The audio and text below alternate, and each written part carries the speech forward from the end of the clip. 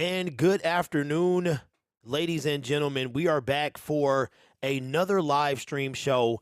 We got on a little late today, but you guys said you wanted it between 2 and 3, and here we are. Hopefully, the sound quality is good today. So, we got some things to talk about. Looks like it's probably going to be a half-hour show until we get some viewership over here. But welcome to Spike Kool-Aid for October the 18th, 2022. So, just a little back history, real quick. Spike Kool-Aid is something that was created 2 years ago, and I have been wanting to bring it back. I love the name, love the picture, love everything about it, the lion with the headphones on and stuff like that. And I found a way to bring it back. And I said, why fiddle with these names? And I'm probably going to have my own Detroit Lions podcast. We don't know if other people are going to join the network as well. If they want to talk Lions, that's fine. Anything else, Michigan Wolverines, stuff like that. So with that being said, we are going to just stick with, if it ain't broke, don't fix it, right? So we are going to stick with Spike Kool-Aid every day. We'll have Spike Kool-Aid, and every Detroit Lions fan knows about the Kool-Aid. Every year in the offseason, we're on it until we are had our fill, and then we get off of it. Our Spike Kool-Aid, for those of you who don't know, Spike, the Lions, we have a saying that we own that Kool-Aid. And that Kool-Aid is laced with something that makes us believe in this team, even though we know better. We know we shouldn't, but we believe in this team anyway. So that's kind of the history on the saying of Kool-Aid. It's just this belief that this team is going to do better than they did last year. Not win the Super Bowl, not make the Super Bowl, but win more than they did, do better than they did last year. So that's where the phrase comes from. Shout out to David. What's up, David Bryson? What is going on, man? Welcome to the show. So first thing we're going to do today is we need to talk about some things. The injury report is not out yet, but some players could come back from injury. How big of a difference will that make? And we are looking forward to all that stuff coming back. Now, if you guys are in the chat, I don't see anyone right now, so I'm just going to kind of check back after a while and see if anybody is in the show. I don't know what's wrong with my bit rate. What's going on with that? The stream's bit rate is lower than recommended, so I'm going to have to fix the settings on that and see what's going on there. All right, so the first thing we're going to talk about is we're going to talk about the NFL power rankings. Now, there is a joke. There's been a joke similar to how we have the phrase about the Kool-Aid, right? There's been a joke for as long as I can remember about the Detroit Lions losing on their bye week.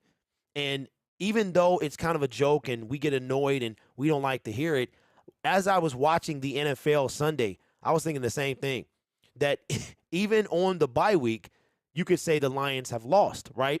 Now, the joke is that the bye week beats the Lions 27-24, and we go on with that, right? But the Lions actually did lose during their bye week. Now, you might be saying, how? How did they lose during their bye week? Well, the NFL power rankings came out today, and the Detroit Lions have been as high on the NFL power rankings as high as 16. That was coming off their win against the Commanders. Now, in week 3, when they lost in week 3, they stayed the same. When they lost in week 4, that week 3 loss was the Minnesota Vikings. Dominated, shouldn't have lost. We all know how that went. Week 4, when they lost that game to I forgot who it was in week 4, but when we lost that game, right, we then dropped down. We dropped down the Seahawks. That's who it was. We dropped down in the power rankings from 16 to 26. And now we play the Patriots, and I think we dropped down something like that. I don't remember specifically. But all I know is the Lions were off week 6. They had a bye week. And in the NFL power rankings, they dropped down 2 positions. They went down from 26 to 28, and they didn't even play.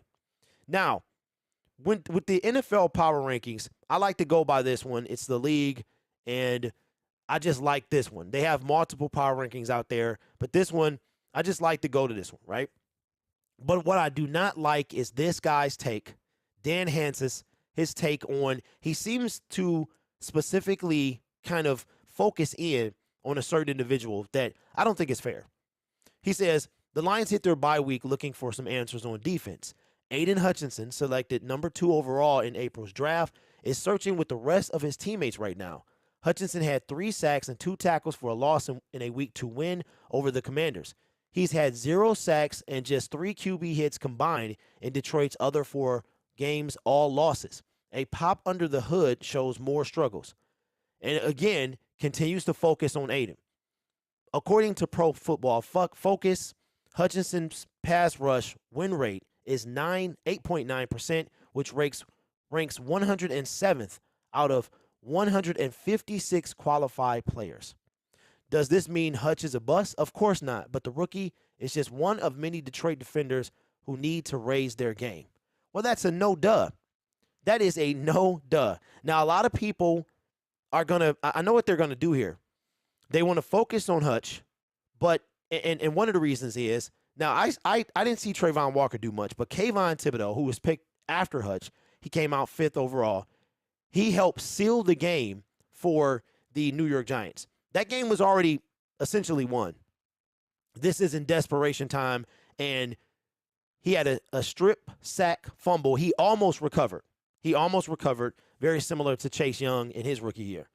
So Kayvon Thibodeau, that was his only sack, if I'm not mistaken. His only sack of the season was that one right there. Now, it was big. It was huge. But the same thing can be said for Aiden Hutchinson in the Washington game. And why is he focusing on Aiden when the entire defense needs to be fixed, right? Now, the joke about the Lions losing on their bye week, that's exactly what happened. Now, in addition to falling down in the power rankings, the teams, the NFC North, the Bears lost, the Packers lost, but the Vikings won, right? So we kind of won in a sense, right? But we have to root for other NFC teams to lose, and that didn't happen. I looked through it, and we needed essentially if any AFC team is playing an NFC team and you're a Lions fan, you want to root for the AFC team. When I say root, I mean that very likely, right? Very lightly. So even on their bye week, they dropped down 2 spots and they didn't even play. So the teams underneath them are the Chicago Bears at 29, the Commanders at 30, the Houston Texans at 31, and the Carolina Panthers at 32. So what do you think of the NFL, Dan Hans's focusing on Aiden Hutchinson? Like he's the entire defense. He's not the whole defense. He's one cog on a big wheel that's missing a lot of teeth. We have no dogs on our defense. We have no dogs on our defensive line. We have no dogs at linebacker.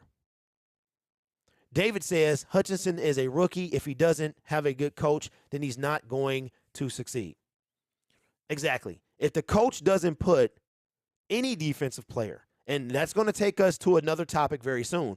If he doesn't put any defensive player in the right position, then they're not going to live up to their potential. David says we have puppies. That's facts. That is facts. So here's the thing, and we're going to go into another topic. Shout out to Nick. Got notifications on, but didn't get one. It's all good, Nick. It's all good. It's on our second show, man. And I was telling them before you got here, before Dave even showed up, Spike Kool-Aid was something I had, man. Maybe before you came around, we had it on the Gridiron Blitz, and it didn't really – it was solid. But I was like, why break something if it's not – why fix it if it's not broken? So we're just going to stick with that. That's going to be my show. If we have other hosts coming to the channel, then we'll do other things as well. So yesterday was our biggest show, but we're going to grow this thing, man, one at a time. Eventually, I'll wind up on camera, scene changes, things like that. I'm going to contact some YouTube people to see if they want to join the show. There's a new Lions creator out. I forgot this guy's name. He just started, and I have to assume that he was, kind of influenced by other folks that do this, which is fine. We all get influenced by something. But I forgot this guy's name, but I'm going to see if I can get him, some other you favorite guys as well. I know David Pike is a huge guy when it comes to Jared Goff and analytical data, so we'll probably try and get him on and stuff like that. But this is something that I wanted to do. It's going to start off very slow, and the way this is going to work is for people who missed the live show, because it's unpredictable right now. I know it's supposed to be 2. It's supposed to be, well, I don't know. We're going to get it. We're going to get it now, man. I'm going to have segments in this video. Those then will be made into videos, right? Segments in this live stream, which will become videos for people who couldn't see the live stream. And plus, it's a YouTube thing, man. It helps with the algorithm and stuff like that. So it's kind of a tough situation that the Lions are in, heading to Dallas, trying to figure out if we're going to be able to beat these guys.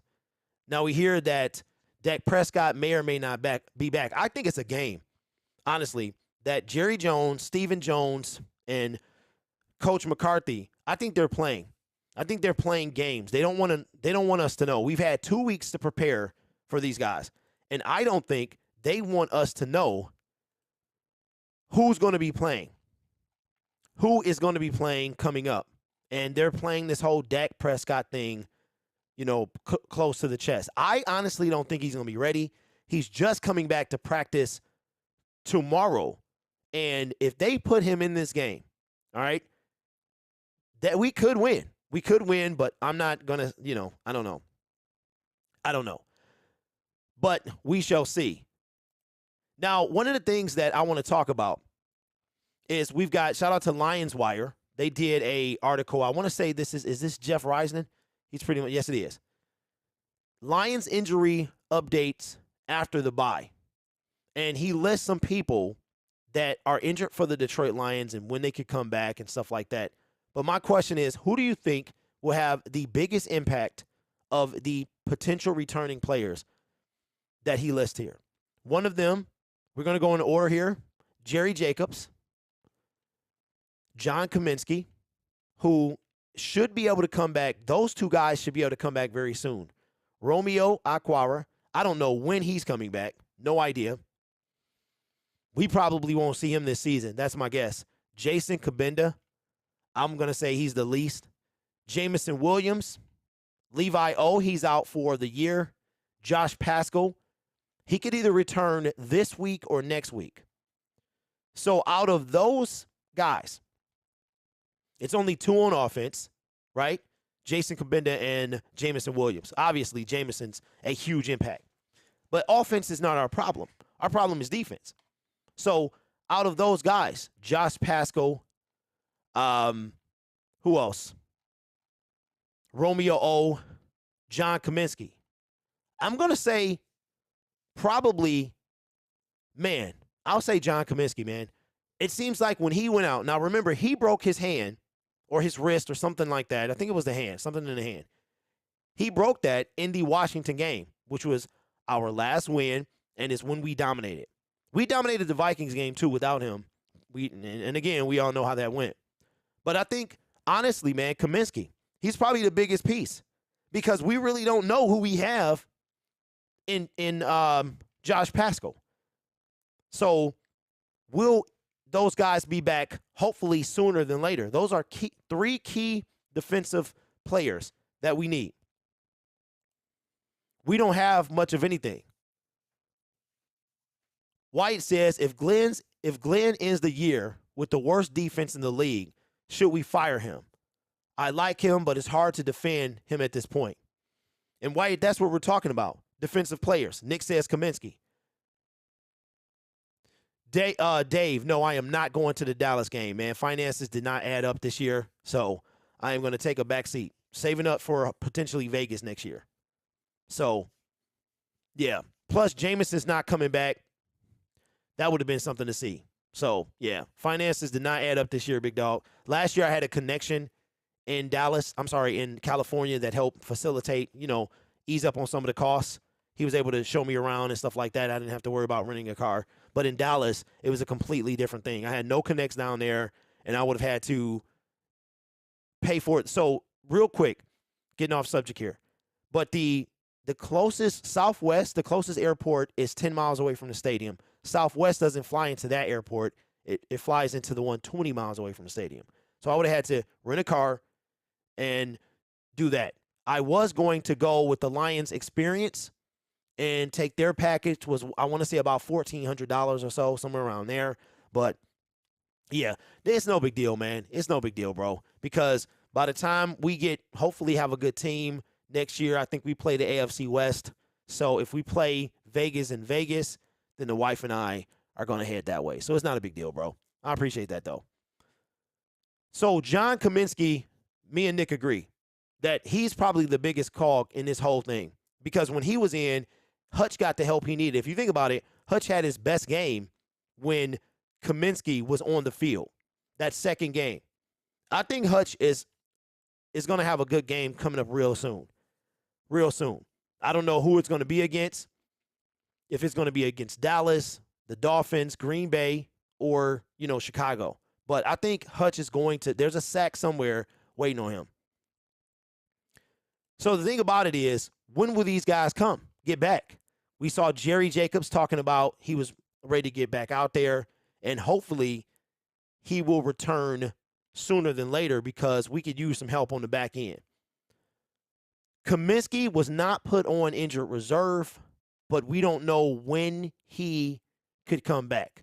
In Monday's press conference, Campbell said that it looks pretty promising as far as for him to return. I feel like Campbell is holding a lot of these guys close, and a lot of them we won't see until after Dallas, that home return game.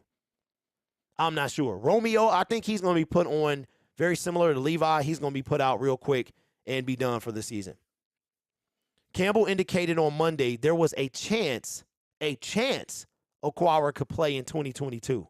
That's not looking pretty good. Because if you remember, with Levi, it was the same thing. It was the same type of thing.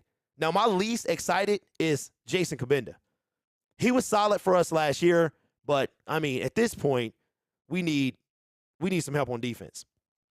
And obviously, everybody's anticipating the return of Jamison Williams, and it is looking like Thanksgiving, which is devastating because by the time he comes back, we may not have anything to play for. So those are my thoughts on those guys. I'm most excited about probably Kaminsky. I do want to see what Josh Paschal can do because we need all the help that we can get. And, the defense is struggling right now, and we need some help, man. Dallas offense ain't good with or without Dak. That's very true. But, Nick, they playing us, man, and we know how that goes, right? We make everybody look like world beaters. Bailey Zappi. He didn't just beat us, so that's good. They're only giving Hutchinson a hard time because he's in Detroit. He's a Detroit Lions. If he was on a different team, they wouldn't be talking about him like that. That's facts. That's facts. That is 100% facts, bro. Okay, what is this? Don't you hate when you get text messages from political people, man? Like, what is happening here? I was at that Washington game when Kaminsky was in the D-line. The line looked dominant. Yeah, and we haven't had any pressure since. Any pressure since he was gone. So we need these guys to be back in here, man. Because without them, that defensive line is suspect. And so I'm wondering, if we put Romeo on injured reserve, who can we bring up? Will we sign somebody? Will we trade somebody? We talked about Cam Akers yesterday. We talked about Brian Burns last week. And I don't think they make a move for any of those guys. Now, I wanted to ask y'all something, and I saw it today, right? The people in the chat, and you watch this back on playback, right? Have you checked out for the season? When are you do you typically check out for the season? And the reason that I ask that is because I'll put this in my prediction video later this week. And again, spoiler alert, I'm not picking the Lions to win at all. I'm not going to pick them to win until they get to 500. I just can't do it. I just can't do it anymore. But I wanted to ask you guys, when is it that you check out for the season? What point in the season do you check out? Because similar to the Spike Kool-Aid, everybody who true Lions fans know what we do. The offseason is our high point because there's no product on the field. We are filled with hope and dreams and wishes and potential, right? Which is a word that's ridiculous. So Nick says he checks out week 14. The reason I said that, Nick, is because every game since the season began, I put up a community post saying, who's going to win this week? Who's going to win this week, right? And it was very, obviously, this is a Detroit Lions channel, so it's very biased, and that's okay, right? That's what this channel is. It's about Detroit, so of course you're going to be biased. But the percentages for winning, as far as the votes, have dramatically increased. The Detroit Lions were voted to win every single game. But one thing is true. When the Detroit Lions start losing, then people start to check out.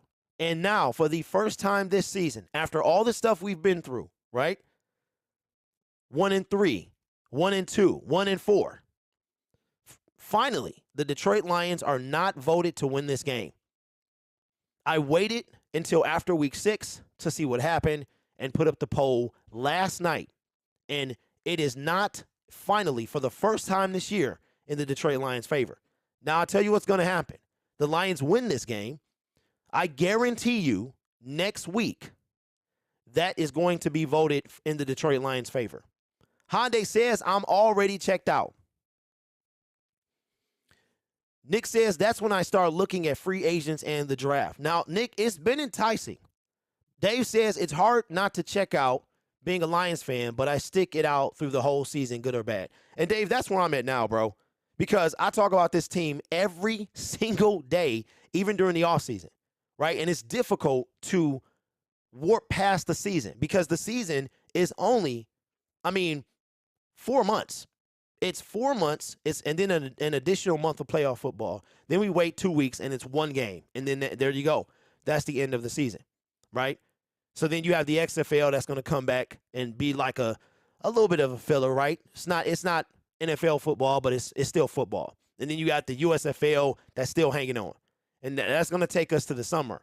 But when it comes to the NFL, there's nothing left. There's nothing left. And if your team doesn't make the playoffs, your season ends the second week in January, right? And I've been tempted to talk about the draft because it is interesting when it comes to, I thought yesterday, I felt bad. I thought yesterday, I said, man, what if the Carolina Panthers do this? What if the Lions pick here and somebody this time is desperate for a quarterback? Because that's all we talked about with that second pick, right? What if they're desperate for a quarterback? I said, nope, Derek, snap out of it. You got to snap out of it, bro. Stay in the season. There's going to be plenty of time to talk about the NFL draft. So for me, I have to stay in the season. But for the first time, the poll, even though we have lost 3 in a row, every single game up until this one, the Detroit Lions were favored by you guys to win this game. You just wanted to believe. And ironically, here we go heading into week 7, and the fan base is already starting to check out. And I understand. It's hard to stay invested in a losing product. It's hard. It felt good, didn't it, this last Sunday? Not emotionally invested in anything but your fantasy football lineup. That's it, right? We didn't have to watch them lose. We didn't have to scream at the TV. We didn't have to worry about were they going to blow a lead. We just had to sit back and enjoy, right? So I wanted to ask you guys, when do you check out? When do you check out? And it looks like Hyundai's already checked out. Nick is going to hold on for another 7 weeks, and Dave is going to push it all the way. All the way. And like I said yesterday, I'm not ready to check out just yet, fellas. I'm not. Because the NFL is full of parity this year, and the Lions, when I tell you this, believe me, the Lions are 1 win away from changing this thing.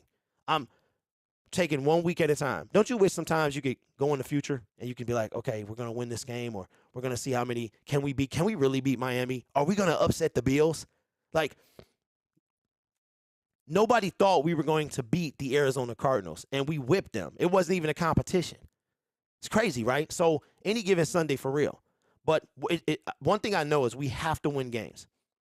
But when I tell you that the Lions are 1 win away from changing this whole thing, they are.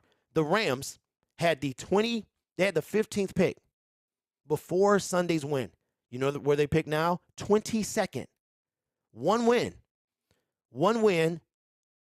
And they're picking, they already dropped 7 or came up 7 spots.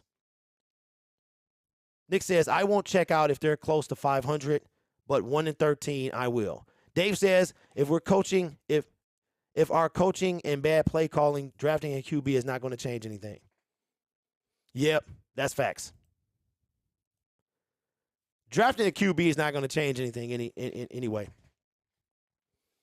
And it's crazy because we talked about Jared Goff on the show last week. And I actually saw somewhere, and people just won't let it go. On the NFL power rankings, it kind of annoyed me because it said that our biggest need, you know what it said our biggest need was? The number one thing was quarterback.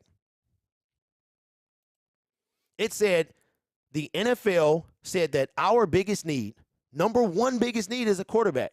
And I think that's disrespectful, not only to the team, but Jared Goff. How can you say that our biggest need is a quarterback when we're ranked 32nd in defense? I don't understand that. And I think that's why a lot of times the fans need a voice, man, because these NFL guys are just ridiculous. We got a quarterback that's 11 touchdowns, 4 interceptions.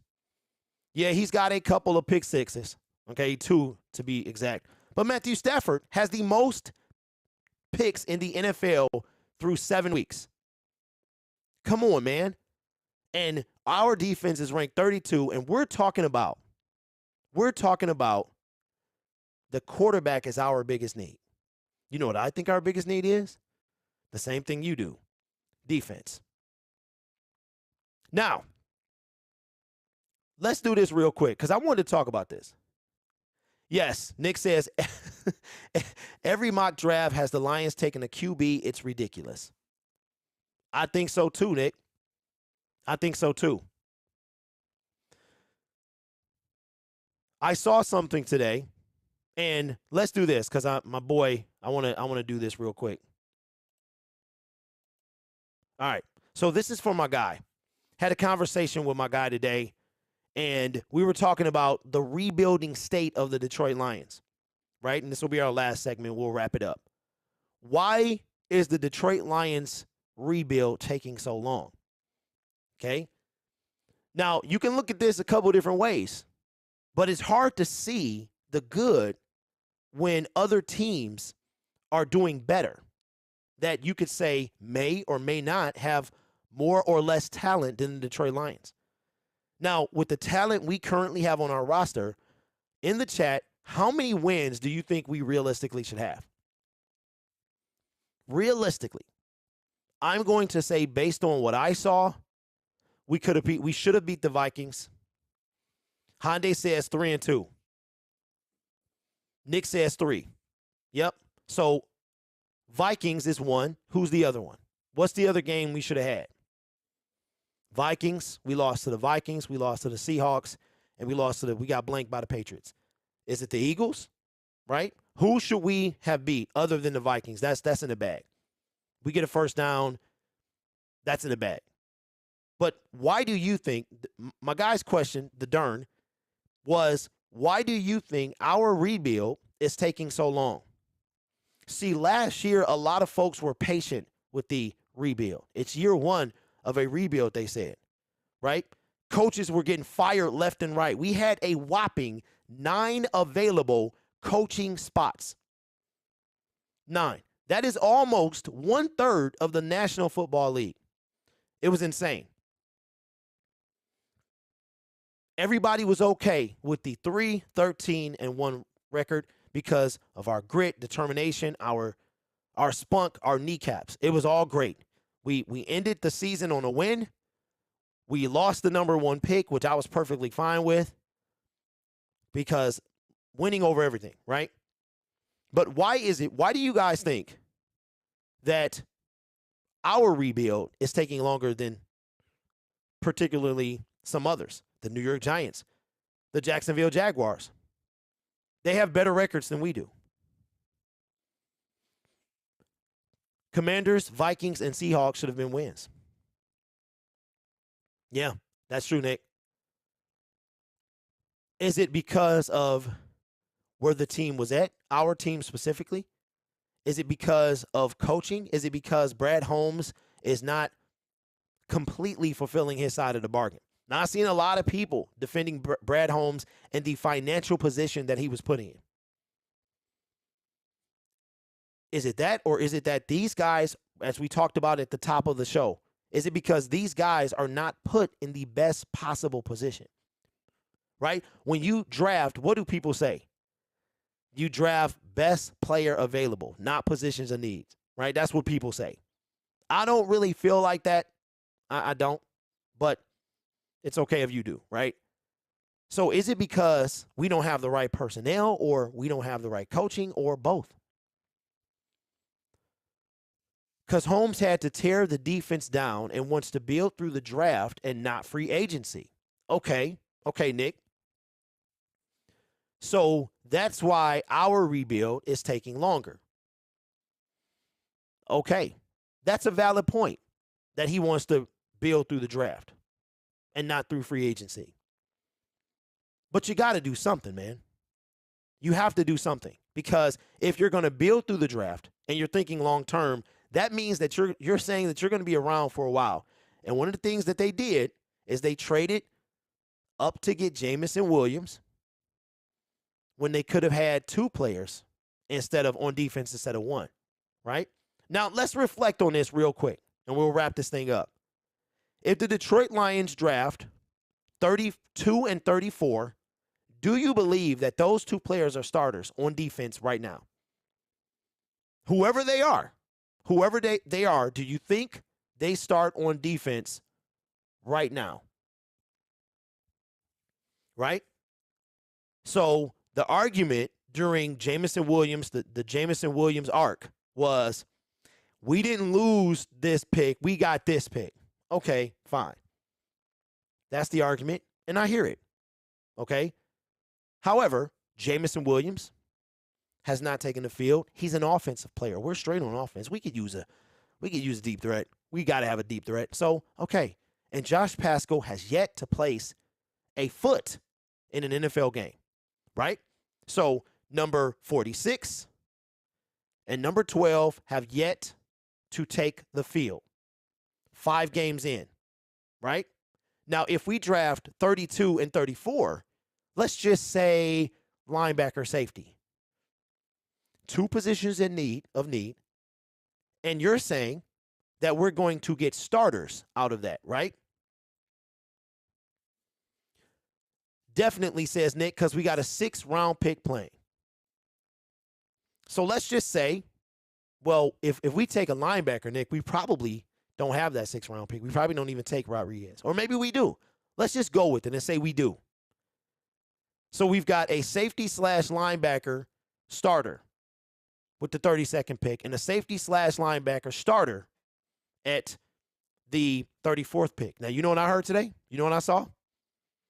I saw on Twitter, and this kind of hurt me a little bit, because people want to give these people years and years and years. They said cornerback is the hardest spot to learn in the NFL. It takes 3 years for a cornerback to learn his position in the NFL. Look at Darius Slay. Darius Slay was garbage until his 3rd or 4th year.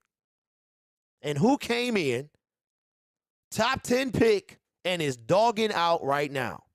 I saw on Twitter, and it hurt my soul, because we always want to make excuses for our team, including Aiden Hutchinson, if that's what we're doing, right? I'm not making excuses. I'm saying, hey, to slap the bus label on is a little early.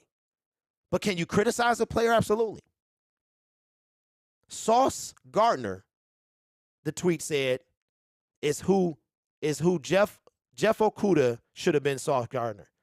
Meaning, does it really take 3 years if you're that good, if you're drafted? And let's not get it twisted, Jeff Okudah was drafted way higher than Sauce Gardner. Just sit on that for a bit. Sit on that for a bit. Sauce running around with a cheese head, making plays, and we're saying it takes 3 years. Dave says, hey, Grid, do you think it's a money issue on why the rebuild is taking so long? Probably, because we are deep in the hole. If they took Sauce at 2, fan base would have lost it. Nick, I personally would have lost it, because I think we need, and still do, we need more help on the defensive line. But, yeah. And you know why they would have lost it, Nick? Jeff Okudah. So, if you reflect back, and you're talking about it now, well, Jeff Okudah taking 3rd. Sauce not taking 3rd. Sauce is balling. Jeff was not. Jeff is playing okay now. Oh, this is how he should have been playing, right? So our rebuild, are you okay with this rebuild taking longer than, let's say, other teams are? I just got to say this, and like I do, keep it 100. No matter if it's Aiden Hutchinson, Dan Campbell, one thing I think the Lions fan base is, it's some crazy, some weird fan bases. The Philadelphia Eagles, they boo everything. It's, yeah, they do, Nick. Fantastic D-line. Absolutely. That's how you use 3 top 10 picks. Like, that's the Miami Dolphins from years ago, right? That's why I was so mad. I was mad, man. I was mad about the Jameson Williams because we're those of you who had a brain, right? You're not rooting for Matthew Stafford to win games. And I'm not trying to be disrespectful. I'm saying, as you're rooting for Matthew Stafford, every win, our pick drops. And then what does our coach do? We trade those 2 away for 8. He's not injury prone. He got hurt. That's a difference. There is a difference. And injury prone is injury after injury after injury, a la Kerryon Johnson. That's an injury prone person, which is why he is not in the league. And that and his work ethic. But when you have an opportunity to get impact players in the first round, and remember what we were saying, guys, in the offseason? Oh, that 34th pick is essentially a first rounder. That's pretty much a late first round pick. And we get rid of him for a guy who has not helped our team as of right now. By the time he takes the field, it could be too late. And in my opinion, and this is only my opinion, that puts pressure on Dan Campbell and Brad Holmes in year 3, period. Period. And yes, I'm talking about fiery. And like I said in last week's show, if you invest toward the future becomes now eventually. And if that future, which becomes the present, does not yield those results, that's a problem. That is a problem. No, because rebuilds don't take that long. You look at the Jets and other teams, and they're already turning things around. I do agree, but I think that Matt Patricia, he put us in a solid hole. Everson Griffin was a loner. He got 3.5 sacks. He the one that took Justin Herbert. I'm sorry. That's what I wanted him to take. He took Jeff Okudah. That's because Quinn wanted Jeff Okudah. I really, truly believe Matt Patricia wanted Derrick Brown because he traded for Everson Griffin.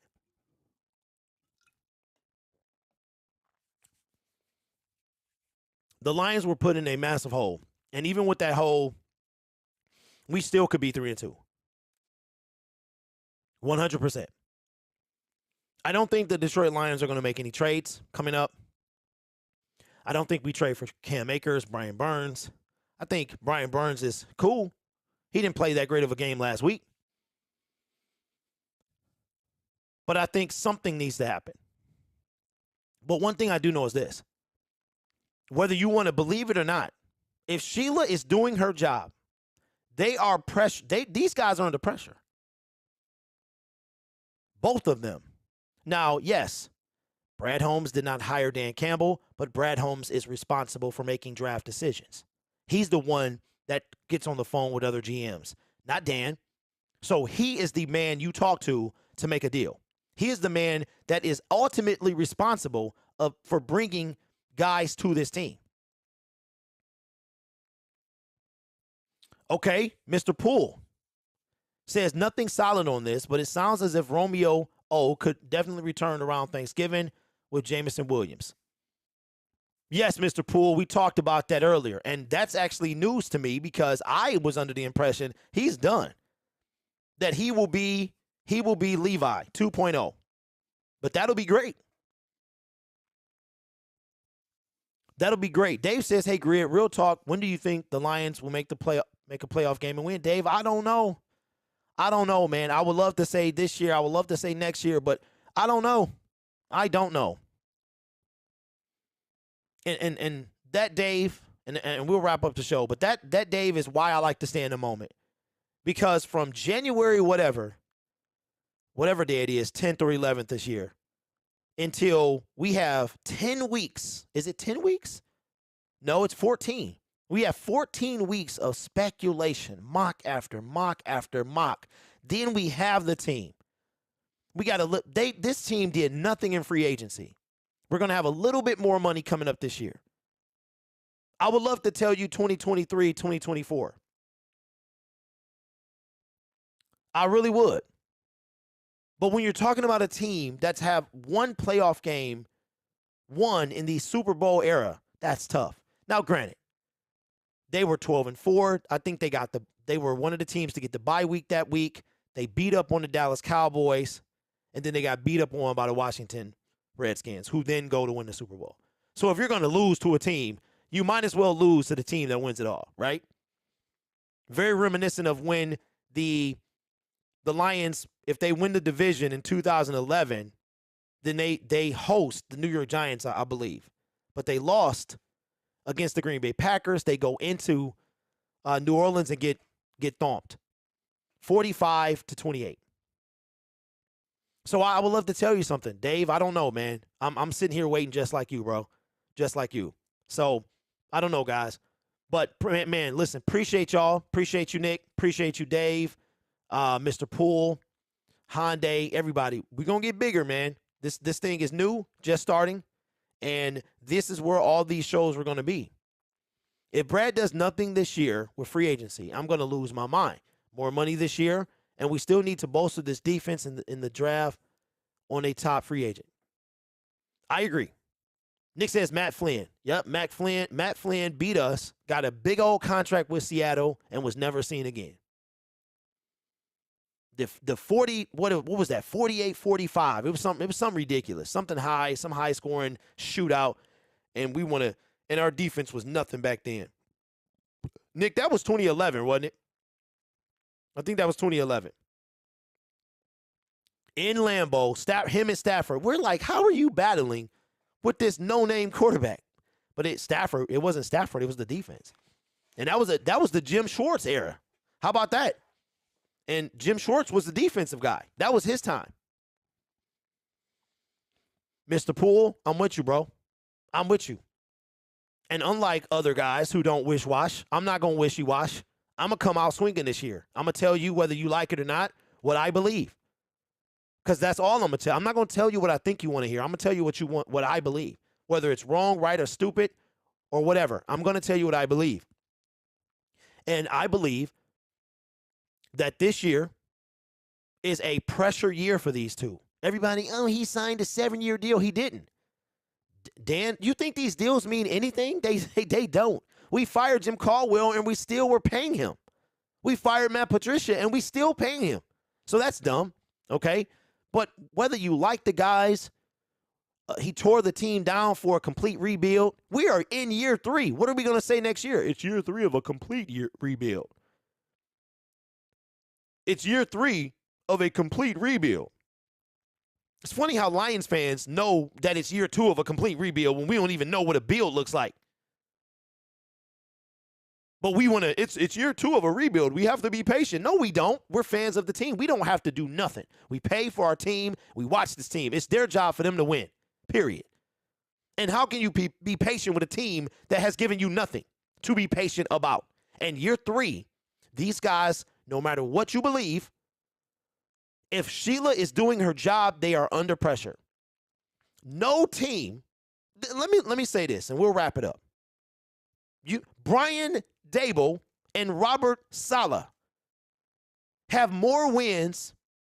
Brian Dable has more wins in one season, 5 games, or 6 games now, than Dan Campbell does in his entire tenure.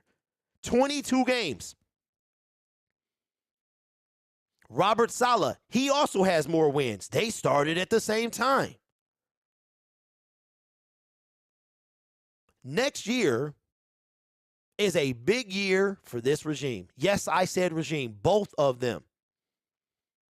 Dan Campbell is responsible for coaching, which is why you don't hear a peep from Brad Holmes during the season.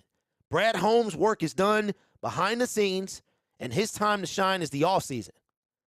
Dan Campbell's job is to get this team ready to play. Brad Holmes' job is to build this team to be ready to play. And if we go into year 3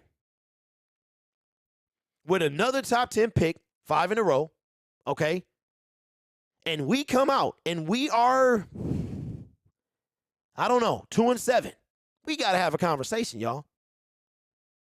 The NFL is about results, period. That's it. It doesn't matter how many kneecaps, how much you love this guy, if he says the right things. It does not matter. And again, I'll keep going back to this. We fired a winning head coach, so it matters even more that we don't win. The legend of Jim Caldwell will cease to exist when we get a playoff win. And that is an absolute fact. Don't get mad at me because the legend lives on. I didn't make the decision to fire him. So, Dan Campbell, Brad Holmes, one of them, if not both, they running out of time. And I'm going to tell you what, this year, like I told y'all, all I heard during the, Jamison Williams, we drafting toward the future. Well, guess what, y'all? That future is the present in about 2 months. Because the Detroit Lions season will be over and we'll be talking about the draft. And now the future is here. And all this stuff that I'm telling you. So be ready, y'all. Be ready for me, an explosive guy. I will not be part of any group or anything like that. I'm running my own show, and I'm going to do my own thing. So with that being said, appreciate you guys. I will see you tomorrow for more Detroit Lions content. Have a great day, everybody, and thank you for the support.